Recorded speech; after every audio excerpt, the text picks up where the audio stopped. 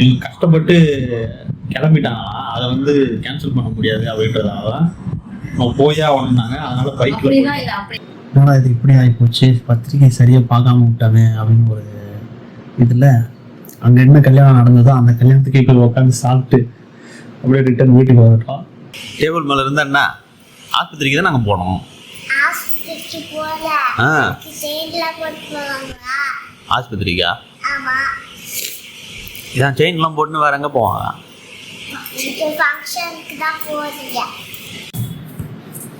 கிளம்பிட்டியா? 5 minutes ஆகும். கிளம்பிட்டியா? இல்லை, இன்னும் 5 minutes இருக்குங்களா? எடுத்து வைக்கிறது எடுத்து எதில் தான் போகுதுன்னே தெரிய மாட்டேங்குது. எனக்கு தேடுது இதெல்லாம் இதை வந்து எடுத்து வச்சேன். சபா இப்பவே கண்ணை கட்டுது. டைம் வர ஆகுது, சீக்கிரம் கிளம்ப. வரேன். நான் ரெடி ஆகிட்டேன். இப்போ வண்டியை ஸ்டார்ட் பண்ணுவேன். நான் வண்டியை ஸ்டார்ட் பண்ணேன்னா 10 மணி நேரம் ஆக போகுது. நான் போய் அங்கே நின்று இருப்பேன், நீ 1/2 மணி நேரம் கழிச்சு வருவேன். நீ முதல்ல கிளம்பி போ, நான் பின்னாடி வரேன். 5 minutes தான் வந்து உனக்கு வண்டியை ஸ்டார்ட் பண்ணு. போன ஃபங்க்ஷன் நடக்க பிறகு கேட்டு கூட்டிட்டு போனேன். என்னாச்சு ஞாபகம் இருக்கா? என்னவா இருக்கும்? எனக்கு என்னடா தெரியும், கேளுடா. இருக்கு அது என்னன்னு இவங்களுக்கு சொல்லிடுவோம். போன ஃபங்க்ஷனுக்கு என்ன ஆச்சு அப்படின்னா, ஜனவரி மாதம் கடைசியில் வந்து பத்திரிக்கை வச்சுருந்தாங்க. அந்த பத்திரிக்கை வந்து பார்த்திங்கன்னா இதுதான், திருக்குறள் புக்கு மாதிரியே வச்சுருந்தாங்க. அதில் இந்த தேதி 15/2025 சனிக்கிழமை, 15 சனிக்கிழமை அப்படின்றது மைண்டில் ஃபிக்ஸ் ஆகிடுச்சு. அதுக்கப்புறம் அந்த பத்திரிக்கையை வந்து பார்த்திங்கன்னா நம்ம எடுத்து பார்க்கவே இல்லை. பசங்க கூட எடுத்து வந்து விளையாடிட்டு தான் இருந்தாங்க. இது வந்து புக்கு மாதிரியே இருக்குது அப்படின்றதெல்லாம் விளையாடிட்டு இருந்தாங்க. இருந்தாலும் நம்ம எடுத்து பார்க்கல. அதுக்கப்புறம் ஞாபகப்படுத்தினாங்க, வீட்டில் ஞாபகப்படுத்தினாங்க. 15ஆம் தேதி சனிக்கிழமை பிப்ரவரி மாதம் நம்ம கிளம்பி ஃபங்க்ஷனுக்கு போயிட்டோம். ஃபங்க்ஷனுக்கு போயிட்டு பார்க்குறோம் கல்யாணம் நடக்குது. ஆனால் நம்ம பத்திரிக்கை வச்சாங்க இல்லையா, அவங்க கல்யாணம் இல்லாது, வேற ஒருத்தங்க கல்யாணம். சரி, அதே மாதிரியே வேற ஒரு மண்டபம் இருக்கா அப்படின்னு சொல்லிட்டு ஃபோன் பண்ணி கேட்டோம். ஃபோன் பண்ணி கேட்கும்போது என்ன சொன்னாங்க, கல்யாணம் இந்த மாதம் கிடையாதுங்க, அடுத்த மாதம் அப்படின்னாங்க. அப்புறம் என்ன பண்ணுறது, ஒரு 180 கிலோமீட்டர் பாண்டிச்சேரியிலேருந்து மயிலாடுதுறைக்கு போயிட்டு, என்னடா இது இப்படி ஆகிப்போச்சு, பத்திரிகை சரியாக பார்க்காம விட்டாமே அப்படின்னு ஒரு இதில் அங்கே என்ன கல்யாணம் நடந்ததோ அந்த கல்யாணத்துக்கு இப்போ உட்காந்து சாப்பிட்டு அப்படியே ரிட்டர்ன் வீட்டுக்கு வந்துட்டோம். இப்போ மறுபடியும் அந்த ஃபங்க்ஷனுக்கு தான் போகிறோம். அதாவது மார்ச் 15 தான் கல்யாணம் அப்படின்னு சொன்னாங்க. வந்து பத்திரிகை போட்டு அதான் போட்டிருக்கு. ஆனால் மார்ச் 15 அதுவும் சனிக்கிழமை, பிப்ரவரி 15 அதுவும் சனிக்கிழமை. அதனால தான் இந்த தப்பு நடந்தது. இன்னொன்று, இவங்க பத்திரிக்கை வச்சது ஜனவரி எண்ட்லேயே வச்சுட்டாங்க. அப்போது வர்ற 15 தான் கல்யாணம் அப்படின்ற மாதிரி மைண்டில் செட் ஆகி போச்சு. 15 அதுவும் சனிக்கிழமைன்றதும் ஃபிக்ஸ் ஆகிடுச்சு. அதுக்கேற்ற மாதிரி பிப்ரவரியிலையும் அது சனிக்கிழமையே வரப்போக நாங்கள் ஃபங்க்ஷனுக்கு கிளம்பி நாங்கள் மட்டும் போயிட்டோம். வாழ்க்கை என்பது ஒரு அனுபவம் தானே. இந்த மாதிரி எக்ஸ்பீரியன்ஸ் உங்களுக்கு ஏதாவது நடந்திருக்கா, இல்லை தெரியாத கல்யாணத்தில் போயிட்டு இந்த மாதிரி நீங்கள் சாப்பிட்ருக்கீங்களா அப்படின்றத கமெண்ட்ல சொல்லுங்கள். காலம் முடிஞ்சிச்சு, கிளம்பியா? 5 நிமிஷம் நீ சொல்லி 1/2 மணி நேரத்துக்கு மேலே ஆயிடுச்சு. நம்ம இப்போ லேட்டாக போயிட்டு லேட்டாக வரணும். எந்த திங்ஸுமே காணும். நான் செட்டா எல்லாத்தையும் வைக்கிறேன். உன் பசங்க எல்லாத்தையும் எடுத்து எங்கன்னா போட்டுட்டா நான் என்ன பண்றது? இப்போ தேடி தான் எடுத்து நான் கிளம்பணும். அதுக்கு லேட்டாக தான் ஆகும். 1/2 மணி நேரம் முன்னாடியே கிளம்ப வேண்டியது தானே, இல்லை 1 மணி நேரம் முன்னாடி? அதுவும் பத்தாதுல்ல. மதியானம் சாப்பிட்ட உடனே கிளம்ப ஆரம்பிச்சிட வேண்டியது தானே. நீ சொல்லியிருக்க வேண்டியது தானே, மதியானமே கிளம்பிடுங்க. நான் தான் சொல்லிட்டேன்ல, சாயந்தரம் இத்தனை மணிக்கு போகணும்னு. உனக்கு கிளம்புறதுக்கு இவ்வளோ நேரம் வச்சிருந்தேன், இருக்கும்னு கிளம்புனேன். கடைசியில் பார்த்தா எதுவுமே காணும். சரி, இந்த டைம் ஓகே. எல்லா ஃபங்க்ஷனுக்கும் இதே மாதிரி தானே லேட் ஆகுது. பாப்பாவெல்லாம் கிளப்பிட்டு கிளம்பணும்ல. நீங்க எனக்கு ஹெல்ப் பண்ணா எனக்கு பிரச்சனை இல்லை. நானே 2 பாப்பாவே கிளப்பணும். அப்ப நானும் கிளம்பணும், லேட்டா தானே ஆகும். காரணம் மட்டும் கரெக்டா சொல்றே தவிர டைமுக்கு கரெக்டா கிளம்ப மட்டும் மாட்டேன்ல.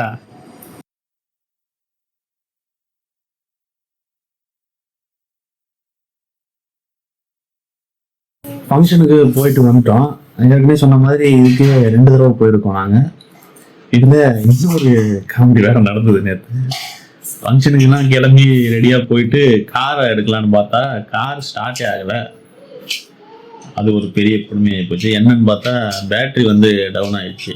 அப்புறம் இதுக்கு ஃபோன் பண்ணி அதை செக் பண்ணி சரி பண்ணுறது இதுக்கெலாம் வந்து பார்த்திங்கன்னா லேட் ஆகும் அப்படின்னு தெரிஞ்சிடுச்சு. ஃபோன் பண்ணி கேட்டதால் லேட் ஆகுன்ட்டாங்க. நாங்கள் ட்ரை பண்ணி பார்த்தோம், ஒன்றும் முடியல. அதுலேயே ஒரு 1/2 மணி நேரம் 3/4 மணி நேரம் லேட் ஆயிடுச்சு. வேறு கார் வந்து எப்போ ரிப்பேர் ஆச்சோ அதனால் ஃபங்க்ஷனுக்கு போக வேணாம் அப்படின்ற முடிவில் தான் இருந்தோம். ஆனால் போனதுக்கான ரீசன் என்னன்னு பார்த்தீங்கன்னா, இவங்க கஷ்டப்பட்டு கிளம்பிட்டாங்கன்னா அதை வந்து கேன்சல் பண்ண முடியாது அப்படின்றதால நம்ம போயே ஆகணும்னாங்க. அதனால பைக்ல அப்படிலாம் இல்ல அவங்க வந்து ரெக்வெஸ்ட் பண்ணி வர சொன்னாங்க ஃபங்க்ஷனுக்கும் கண்டிப்பா வந்துருங்கன்னு சொல்லிட்டு போனாங்க. அதனாலதான் போனது. இருந்தாலும் கார் ரிப்பேர்னு சொன்னா ஏத்துக்க மாட்டாங்களா? கல்யாணம்ன்றது வாழ்க்கையில ஒரு வாட்டி தான் நடக்கும். அதை போய் பார்க்கறதா எப்படி? அவங்களுக்கு தான் ஒரு வாட்டி சரி போய் எப்பயுமே பைக்ல 120 கிலோமீட்டர் போறதுக்கு வர்றதுக்கு மொத்தம் 240 கிலோமீட்டர் ஒரே நாள் ரெஸ்டே இல்லாம ஓட்ட முடியுமா?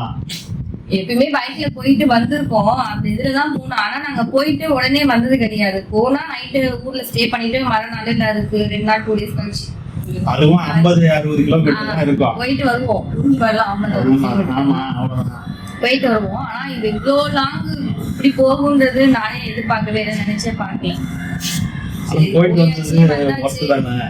ஆமா, ஆனா போனது கண்டிப்பா ஒர்த்து தான். அந்த ஃபங்க்ஷனை பார்த்து நானே வாயை கொண்டு நின்னுட்டேன். வெளியிலே ஸ்டன் ஆயிட்டோம் அப்படியே. இல்லாத சாப்பாடே இல்ல. ஆமா, அந்த அளவுக்கு வெஜ்ல நான்வெஜ் இல்ல, வெஜ்ல வெஜ் ஐட்டம் தான். தோசையில ஒரு 5-6 வெரைட்டி, ரைஸ்ல அதே மாதிரி ஒரு 4-5 வெரைட்டி, அது மாதிரி சட்னிலயும் அதே மாதிரி ஒரு 7-8 வெரைட்டி. இது மாதிரி எல்லாத்துலயும் என்னென்ன வகையெல்லாம் இருக்கோ எல்லாத்தையும் போட்டாங்க. அவங்க பிடிச்சதை சாப்பிடலாம். ஆனா நான் ஏதாவது ஒன்னதான் நம்மளால சாப்பிட முடியும். இப்போ தோசையில 7-8 இருக்கு, அது ஒவ்வொரு தட்டலே 7 தோசை ஆயிடும். அதே வயிறு போயிடும்.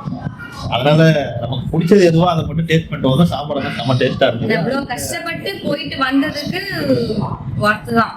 ஆமா, இது வரைக்கும் பார்க்காத மாதிரி ஒரு வித்தியாசமான கல்யாணம், வித்தியாசமான ஃபங்க்ஷன், நல்லா கிராண்டா பண்ணிருக்காங்க. செம்ம கிராண்டா. அவ்வளோ ரஷ். நானே ரஷ் பார்த்து மறந்துட்டேன்.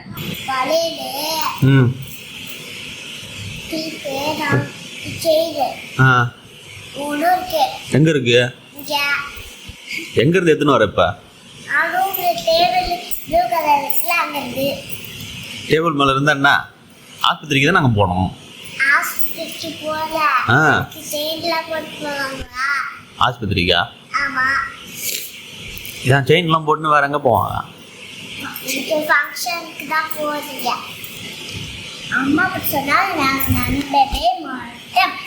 அம்மாவும் ஆஸ்பத்திரிக்கு தான் போனோம்னு சொன்னா